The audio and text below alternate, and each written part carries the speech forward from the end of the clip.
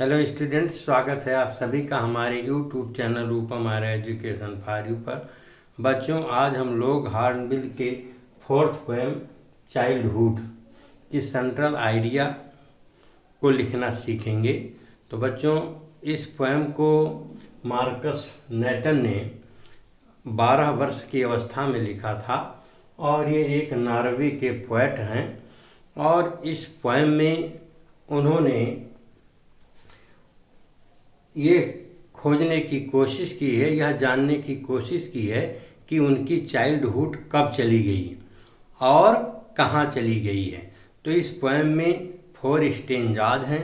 3 stanza ऐसे हैं शुरू के जिसमें कवि ने वह समय खोजने की कोशिश की है, समय जानने की कोशिश की है जब उनका चाइल्डहुड चला गया है। और 4th स्टेंजा में उन्होंने खुद क्वेश्चन किया है कि उनकी चाइल्डहुड कहाँ चली गई है और फिर उसका उत्तर उन्होंने खुद दिया है कि यह किसी भूले स्थान पर चली गई है और शायद इसे किसी छोटे से बच्चे के चेहरे पर देखा जा सकता है। तो बच्चों, ये चाइल्डहुड पोएम है। इस पहले हम चाइल्डहुड को समझते हैं कि जिसके लॉस होने से, यानी चाइल्डहुड के चले जाने से ये जो पोएट है दुखी क्यों है। तो चाइल्डहुड के बाद जो जीवन का लाइफ का स्टेज आता है बच्चों, मैच्योरिटी आती है। अब चाइल्डहुड में बच्चे की क्या स्थिति होती है, क्या विशेषताएं उसकी होती हैं जिसके चले जाने से कभी दुखी है। और मैच्योरिटी में, यानी मैच्योरिटी कहें बच्चों या यूँ कहें लॉस ऑफ चाइल्डहुड में क्या परिवर्तन आता है जीवन के विभिन्न चरणों में, इसका अध्ययन हम इसमें पहले थोड़ा कर लें, इसके बाद सेंट्रल आइडिया लिखते हैं। तो बच्चों, चाइल्डहुड क्या है? ये स्टेज ऑफ इनोसेंस, ये बिल्कुल निर्दोषता का चरण होता है। इसमें बच्चे को न अपने पराये का कोई ज्ञान नहीं होता, उसका हृदय बिल्कुल पवित्र और निर्दोष होता है। और नेक्स्ट है बच्चा, इस स्टेज में यानी चाइल्डहुड के स्टेज में जो बच्चा है वह दूसरों में बिल्कुल आंख मूंद कर विश्वास कर लेता है और लोगों से बेशर्त बिना किसी कंडीशन के प्रेम करता है, यानी इसमें इसका कोई स्वार्थ नहीं होता है। और बच्चों, प्योरिटी ऑफ थॉट्स, यानी इस अवस्था में जो चाइल्डहुड की अवस्था है इसमें बच्चे का विचार बिल्कुल प्योर होता है, शुद्ध होता है, इसमें कोई बनावटी या घुमा फिर करके बात नहीं होती है। अब एक्ट्स एज अदर्स से बच्चों, और जो चाइल्डहुड के नेक्स्ट विशेषता है उसमें ये चाइल्ड वैसे ही कार्य करता है जैसा कि दूसरे कहते हैं। वह पूर्ण रूप से डिपेंडेंट होता है, दूसरों पर निर्भर होता है, यानी वैचारिक रूप से भी, कार्य के रूप से और विचार की दृष्टि से दूसरों पर निर्भर होता है। लेकिन उसके अंदर विश्वास और प्रेम बेशर्त होता है और निर्दोषता भरा उसका पूरा जीवन होता है, लाइफ होता है। यानी लाइफ का ये चाइल्डहुड स्टेज है बिल्कुल पवित्र होता है, इसमें कोई बनावटी नहीं होती। चाइल्डहुड का लॉस होना, चाइल्डहुड का जाने का मतलब मैच्योरिटी का आना। जब बच्चों मैच्योरिटी आ जाती है, यानी चाइल्डहुड जाता है बच्चे से और मैच्योरिटी आती है, तब क्या होता है? तब आता है रेशनलिज्म एंड रियलिस्टिक व्यू। तो अब वो बच्चा जब एडल्ट हो जाता है तब उसके अंदर तर्क वितर्क करने की बात आ जाती है और जीवन के प्रति वह रियलिस्टिक व्यू को अपनाता है, यथार्थ दृष्टिकोण को अपनाता है। वह तर्क वितर्क करने लगता है और बिलीव्स इन लॉजिक, तर्क में विश्वास करता है। हेल और हेवन, स्वर्ग और नर्क जैसी कोर कल्पित चीज़ों को वो आंख मूंद करके विश्वास नहीं करता है, वह उस पर तर्क करता है। नेक्स्ट है बच्चों, हाइपोक्रेसी आ जाती है। जब एडल्ट हो जाता है वे बच्चा तब उसके अंदर हाइपोक्रेसी आ जाती है। हाइपोक्रेसी उसे कहते हैं जिसमें मिथ्या बातें हों, बनावटी चीज़ें हों, यानी दूसरों को उपदेश दे लेकिन खुद उस उपदेश का पालन न करे। ऐसी स्टेज में difference between speech and action, जो एडल्ट होते हैं ऐसी स्थिति में उनके कथनी और करनी में अंतर होता है, यानी पर उपदेश कुशल बहुतेरे, दूसरों को उपदेश देने में कुशल होते हैं।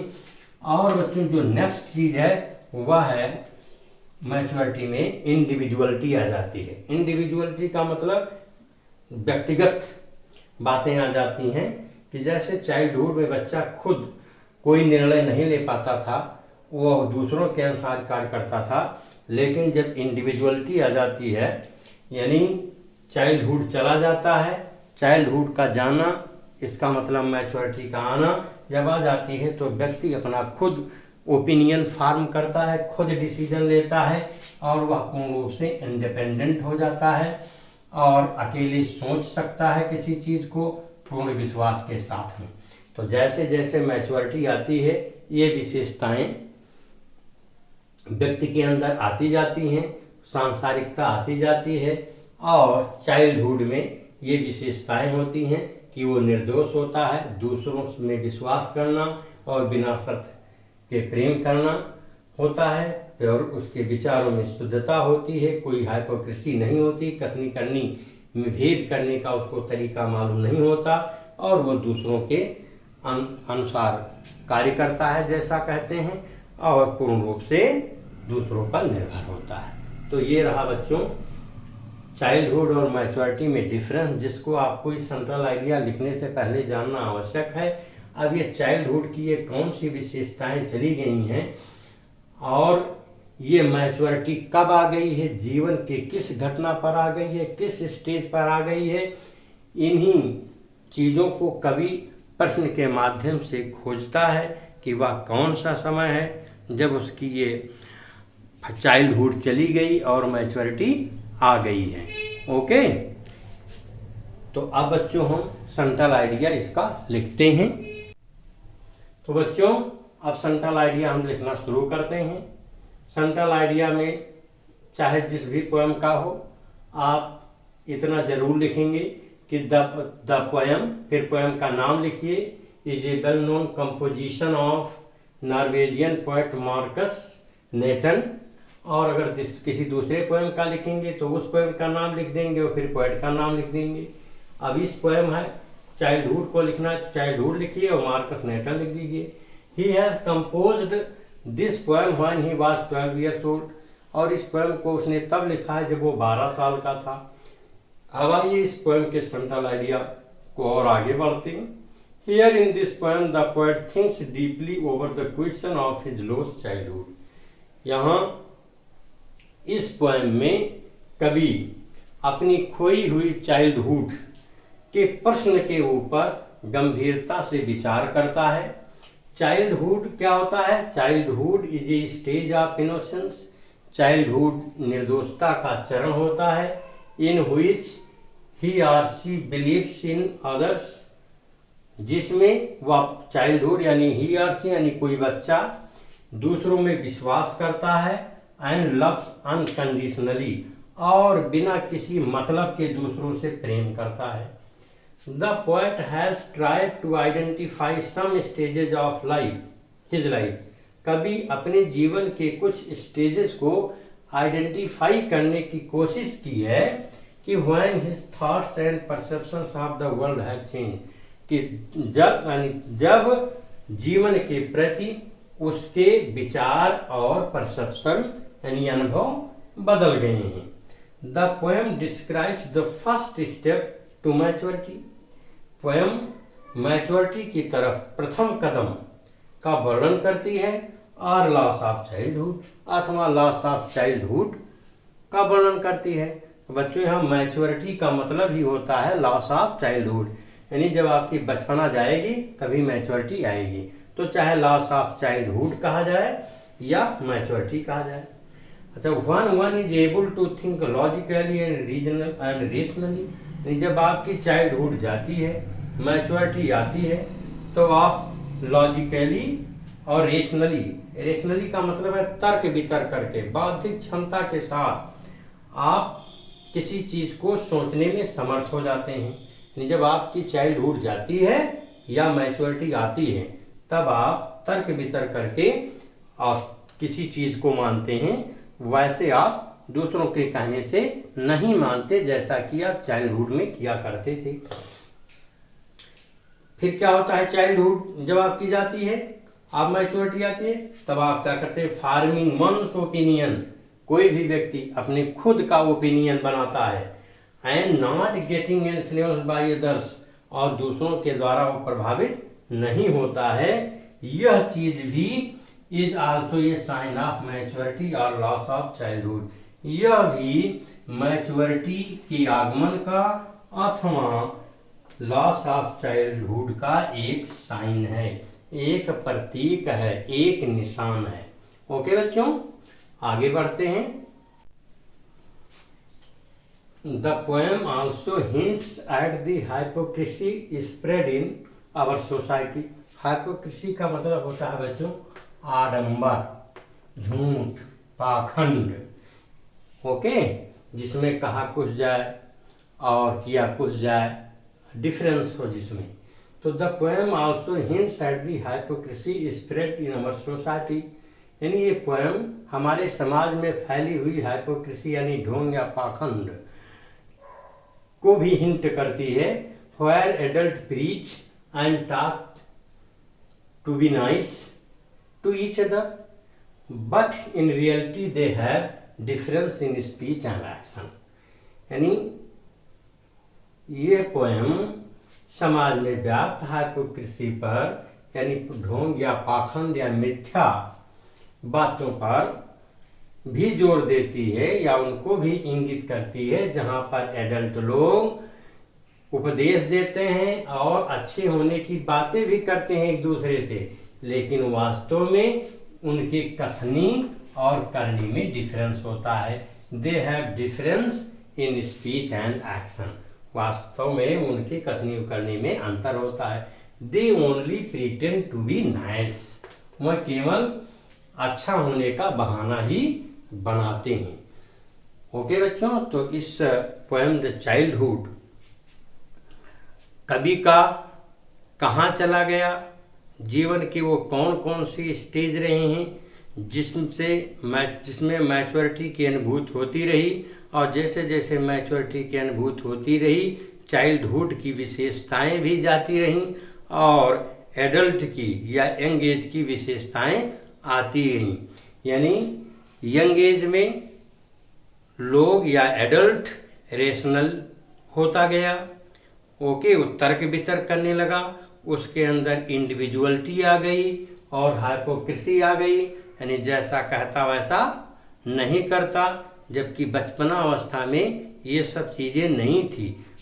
बचपना अवस्था में अच्छी विशेषताएं, अच्छे गुण थे, बच्चों का हृदय इनोसेंस होता था, उनके विचार भी शुद्ध होते थे।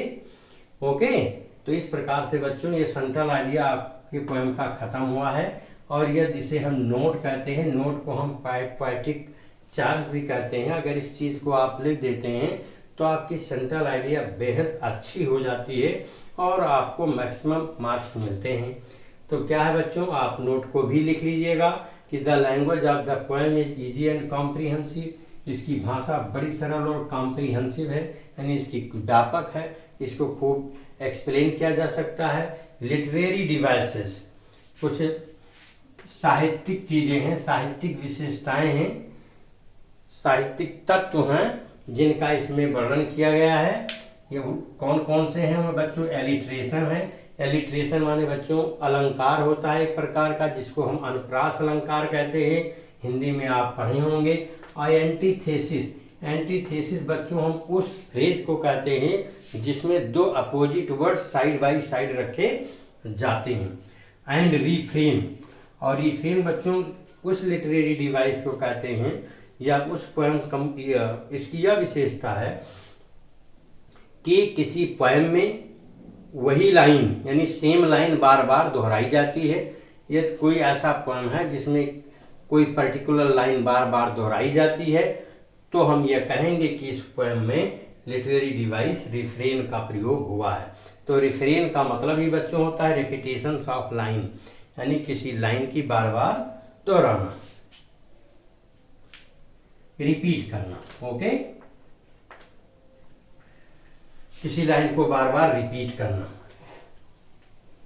ये डिवाइस यूज की गई है इस पोएम में। जैसे बच्चों देखें हेवन और हेल, इसको देखें, और हु इज एवर वे, इसको अगर देखें तो इसके शुरुआत का अक्षर यच है और ये भी यच है, तो इससे ये लगता है आपको देखने में कि यहाँ पर एलिट्रेशन फिगर ऑफ स्पीच का प्रयोग किया गया है, क्योंकि प्रत्येक शब्द एच एस से स्टार्ट हुआ है। इसी तरह हुई चवर्बे में देखें ये डब्लू दोनों शब्दों में आया है, तो इसमें भी फिगर ऑफ स्पीच एलिट्रेशन का प्रयोग किया है कवि ने। इसी तरह बच्चों वही शब्द हैवन और हेल है। देखिए हैवन हेल का अपोजिट है, अपोजिट होने के नाते इसे हम एंटीथेसिस कहते हैं, जिसमें अपोजिट वर्ड्स एक फ्रेज में होते हैं। और बच्चों अगर इस पोएम को हम देखें तो व्हेन डिड माय चाइल्डहुड गो, यह कई बार यानी 3 स्टेंजा में ये सेंटेंस रिपीट किया गया है। और वाज दैट डे, यह भी सेंटेंस तीनों स्टेंजाज में रिपीट किया गया है। ओके, तो इसके बार बार रिपीटेशन की वजह से इस पोएम की जो स्टाइल है वह रिफ्रेन वाली है, यानी लाइनों को इसमें रिपीट किया गया है। अगर कोई लाइनें किसी कंपोजिशन में बार बार रिपीट की जाती हैं, इट मीन्स उसमें रिफ्रेन लिटरेरी डिवाइस का यूज किया गया है। और बच्चों देखिए एक फिगर ऑफ स्पीच आप इसमें और लिख सकते हैं, व्हेन डिड माई चाइल्डहुड गो। बच्चों चाइल्डहुड के पास हाथ पैर नहीं होता है, जाता तो कोई व्यक्ति है। ओके, तो इस प्रकार से अगर हम इसको देखें तो इसमें पर्सनिफिकेशन फिगर ऑफ स्पीच का भी यूज हुआ है। ओके बच्चों, तो आई होप आपको समझ में आ गया होगा। बच्चों यदि आपने टेलीग्राम ऐप ना लोड किया हो तो आप उसको लोड कर लें। आपको ये सेंट्रल आइडिया टेलीग्राम चैनल पर भी पीडीएफ के रूप में उपलब्ध होगा। आप वहाँ से जाकर आप टेलीग्राम को ज्वाइन कर लीजिए। ओके, और वहाँ से आप नोट भी बना सकते हैं। Okay, thank you for watching.